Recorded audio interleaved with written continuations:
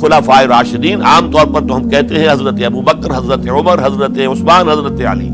میں نے اپنی ذاتی رائے، حقیر سی رائے عرض کی ہے، اس میں حضرت حسن کا دور بھی شامل ہونا چاہیے 6 مہینے کا. تب وہ 30 برس پورے ہوتے ہیں جو حدیث میں آیا ہے کہ خلافت جو ہے وہ 30 برس رہے گی، اس کے بعد ملوکیت شروع ہو جائے گی. تو ملوکیت کا پہلا قدم یہ تھا کہ حضرت معاویہ نے طاقت سے بزور خلافت حاصل کی، اس لیے ان کو خلیفہ راشد ہم نہیں کہتے. البتہ یہ ضرور ہے کہ ان کا دور بہت پرسکون دور تھا.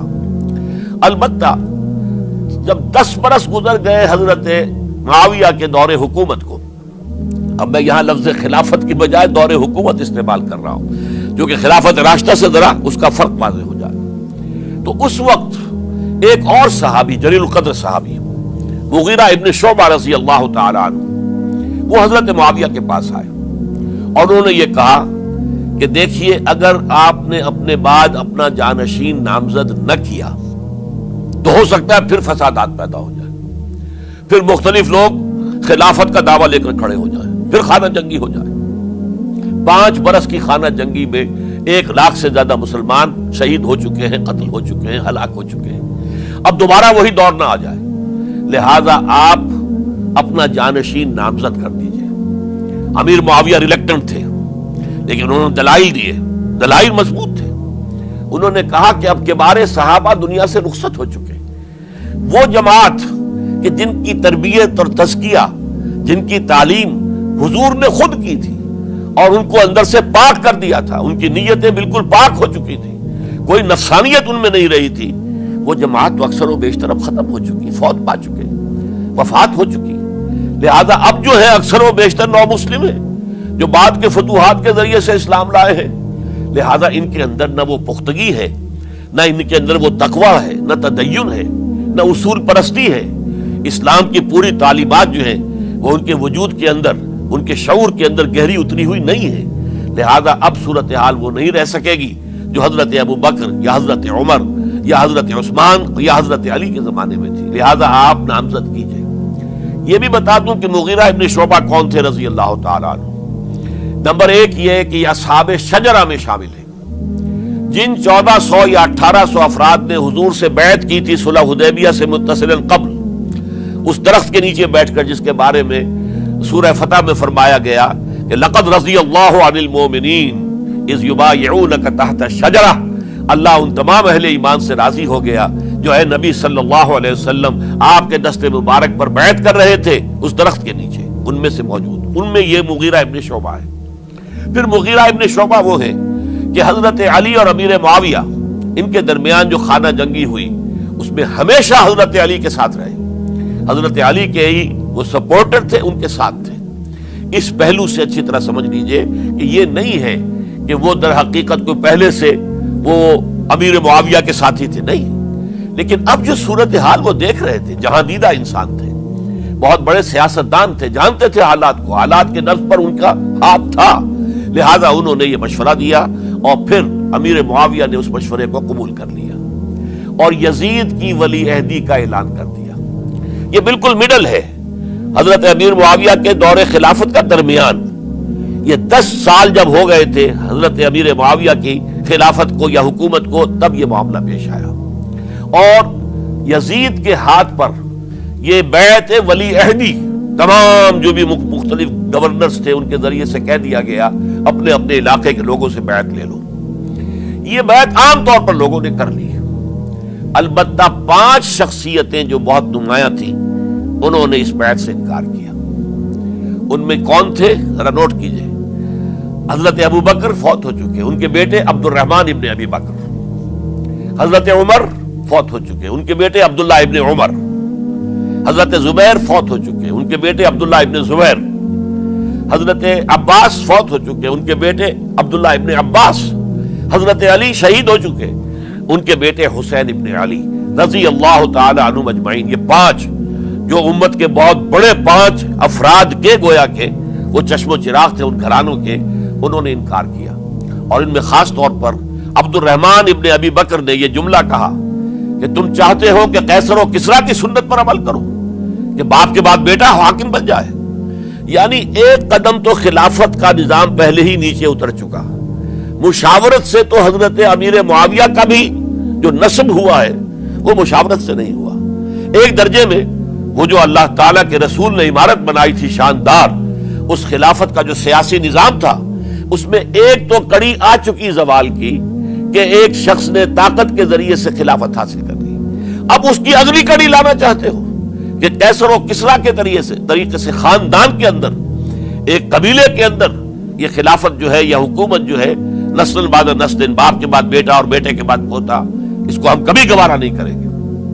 حضرت امیر معاویہ بہت دانشمند انسان تھے. انہوں نے ان پانچوں حضرات پر کوئی تشدد نہیں کیا، کوئی جبر نہیں کیا، بلکہ رہنے دیا. ٹھیک ہے، یہ بیعت نہیں کر رہے، ابھی تو بیعت ولی عہدی ہے، کوئی حرج نہیں. لہذا کوئی جھگڑا، کوئی اس وجہ سے کوئی فساد، اس بنا پر کوئی جنگ نہیں ہوئی. 10 سال گزر گئے، یعنی 10 سال تک یزید ولی عہد رہا ہے. 10 سال تک. اور اس سوائے ان 5 بڑی شخصیتوں کے جو پوری امت تھی، عوام الناس تھے، ان سب نے اسے قبول کیا. یہ صورتحال اب جب پیدا ہوئی جب حضرت امیر معاویہ کا انتقال ہو گیا، یہ سن 60 ہجری ہے. اب سوال پیدا ہوا کہ وہ ولی عہدی کی بیعت اب بیعت خلافت میں منتقل ہو جائے گی. لہذا پھر یہ ہوا کہ سب لوگوں سے، سب گورنروں کو لکھ دیا گیا تمام صوبوں کے اندر کہ اپنے اپنے لوگوں سے بیعت لے لو. ظاہر بات ہے کہ وہاں کوئی ریفرنڈم نہیں ہوتا تھا، کوئی ووٹ نہیں ہوتے تھے کہ اس کی پرچیاں ڈالی جا رہی ہوں، ایک ایک شخص سے رائے لینا نہیں ہوتی تھی، بلکہ اس وقت کی جمہوریت یہ تھی اور شورائیت یہ تھی کہ ڈفرنٹ کلینز ہیں، ڈفرنٹ فیملیز ہیں، ڈفرنٹ ٹرائبز ہیں، ان کے سردار، ان کے بڑے لوگ، ان کے اہم لوگ بیعت کر لیں تو گویا کہ سب کی بیعت ہو گئی. وہ ایک قبائلی نظام تھا اور اس میں یہ نہیں تھا نظام کے ووٹ بنے ہوئے ہوں اور اس کی پرچیاں ڈالی جا رہی ہوں. تو تمام عالم اسلام نے گویا کہ بیعت قبول کر لی اب یزید کی بحیثیت خلیفہ. اب وہ جو 5 آدمی تھے ان میں سے ایک فوت ہو چکے تھے، حضرت عبد الرحمن ابن ابی بکر رضی اللہ تعالی عنہما، دونوں فوت ہو گئے، لیکن باقی 4 رہ گئے. ان 4 کو نوٹ کیجئے، اور یہ بڑا سینسٹیو ایشو ہے جس پر میں اب گفتگو کر رہا ہوں. ان 4 میں کون ہیں؟ عبداللہ ابن عباس، عمر میں سب سے بڑے وہ ہیں، اور ان کی شان یہ ہے کہ انہیں حبر الامہ کہا گیا ہے، امت کے سب سے بڑے عالم، اور قرآن مجید کے وہ سب سے پہلے مفسر ہیں. اصل جو جتنی بھی تفسیری روایات ہمیں ملتی ہیں حضرت عبداللہ ابن عباس کے شاگردوں سے، تابعین سے، لہذا ان کا بہت اونچا مقام ہے.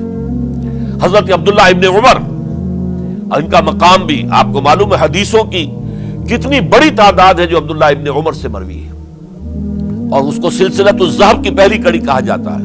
روایت حدیث میں جو سرہنی زنجیر ہے اس کا آغاز حضرت عبداللہ ابن عمر ہے. ایک طرف یہ دونوں ہو گئے، ان دونوں کی رائے کیا ہوئی؟ اگرچہ کام غلط ہوا ہے، یہ اس طریقے سے قیصر و کسریٰ کی روایت پر عمل کرنا غلط ہے، لیکن یہ اتنی بڑی غلطی نہیں ہے کہ اس کی وجہ سے باہمی جنگ و جدال ہو، خوریزی ہو، ایک دوسرے کی گردنیں کاٹی جائیں اور فتنہ و فساد پیدا کر دیا جائے. لہذا انہوں نے یزید کی بیعت کر لی. 2 حضرات رہ گئے، یہ نسبتاً نوجوان ہیں. ان دونوں کی پیدائش ہجرت کے بعد ہوئی ہے.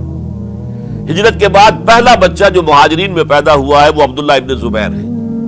بلکہ کچھ عرصے تک مہاجرین میں جب کوئی پیدائش نہیں ہوئی تو وہ مکے مدینہ کے منافقین نے کہنا شروع کر دیا تھا کہ یہ یہاں کے کمزور ہو گئے، نامرد ہو گئے، ان کی اولاد اب چلے گی نہیں. تو عبداللہ ابن زبیر جب پیدا ہوئے، اور آپ کو معلوم ہونا چاہیے وہ حضرت ابوبکر صدیق کے نواسے ہیں، حضرت عائشہ صدیقہ کی ہمشیرہ حضرت اسماء کے بیٹے ہیں عبداللہ ابن زبیر. اور زبیر بہت شجاع، بہت ہی بہادر انسان تھے. تو عبداللہ ابن زبیر کے اندر بھی وہی کیفیات تھی. انہوں نے کہا نہیں، اس غلطی کو ہم برداشت نہیں کریں گے. خوردی ہوتی ہے تو ہو، لیکن ہم اسلامی نظام کو نیچے اترتا ہوا نہیں دیکھ سکتے. جیسے کبھی حضرت ابو بکر نے فرمایا تھا ایبدل الدین وانا حی، کیا دین میں ترمیم اور تنسیخ کر دی جائے گی؟ دین کو بدل دیا جائے گا، دین میں تحریف کر دی جائے گی جبکہ میں ابھی زندہ ہوں؟ میں جیتے جی یہ نہیں ہونے دوں گا. حضرت عبداللہ ابن زبیر کی یہ رائے ہوئی، وی ہیو ٹو چیلنج، ہم مقابلہ کریں گے ہم اسے پیسیولی قبول نہیں کریں گے. انہوں نے بیعت سے انکار کیا اور مدینہ چھوڑ کر مکے جا کر حرم کے اندر پناہ گزین ہو گئے. یہی معاملہ حضرت حسین ابن علی رضی اللہ تعالی عنہما کا تھا. وہ بھی نہایت شجاع، نہایت جری، نہایت بہادر. انہوں نے بھی کہا کہ یہ غلط قیصر و کسریٰ کی روایت جو شروع ہو رہی ہے، اسے ہم نے رجسٹ کرنا ہے اور اسے ہم آگے نہیں چلنے.